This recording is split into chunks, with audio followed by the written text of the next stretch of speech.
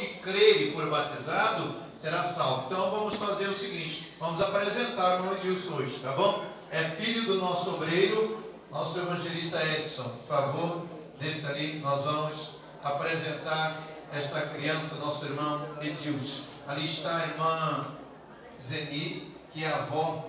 Vem aqui, a outra avó não está aqui, né? Só tem uma avó. Então eu gostaria que você pegasse essa criança um pouquinho e voltasse ela para o lado da igreja ali. Pegue ela e vire um pouquinho ali para o lado da igreja, né? Auxilia ela ali para ela segurar um pouquinho. Só assistir do ladinho. Olha, irmãos, o que ela está fazendo ali é um privilégio. A Bíblia diz que você vai ver o filho do seu filho e a paz sobre Israel. Então, como vó, irmãs missionárias Zeni, você está tendo um grande privilégio, né, de ver o filho do seu filho. Foi um privilégio que Deus concedeu a você.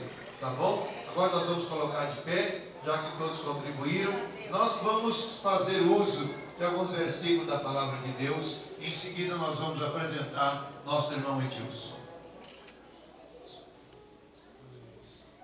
Lucas, no capítulo 22, no capítulo 2, versículo 21.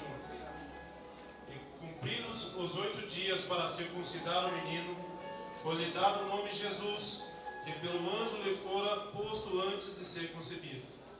Quando se completaram os dias da purificação, segundo a lei de Moisés, levaram-no a Jerusalém para o apresentar ao Senhor, conforme está escrito na lei do Senhor: todo primogênito será consagrado ao Senhor.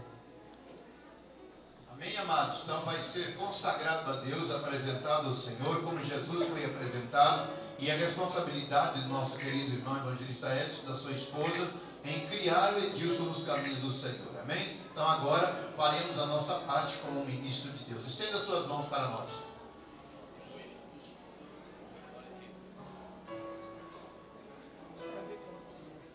Querido Deus e Pai, estou apresentando agora, Pai querido Edilson, na tua presença.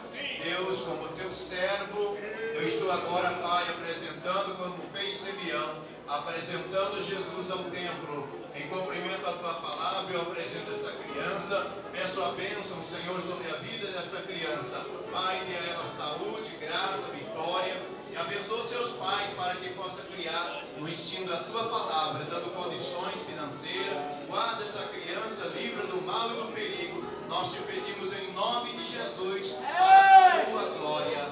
Amém. Graças a Deus.